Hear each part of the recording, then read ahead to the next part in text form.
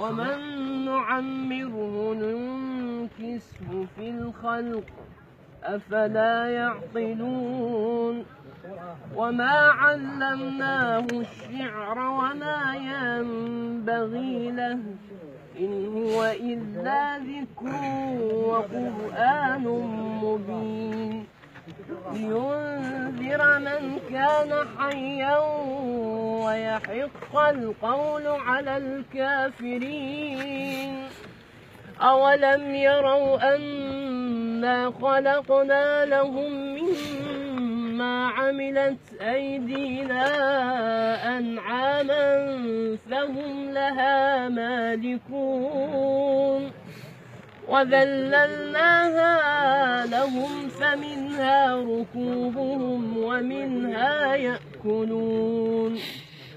ولهم فيها منافع ومشارب أفلا يشكرون واتخذوا من دون الله آلهة لعلهم ينصرون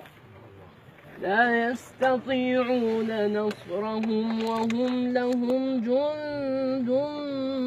محضرون فلا يحزنك قولهم إنا نعلم ما يسرون وما يعلنون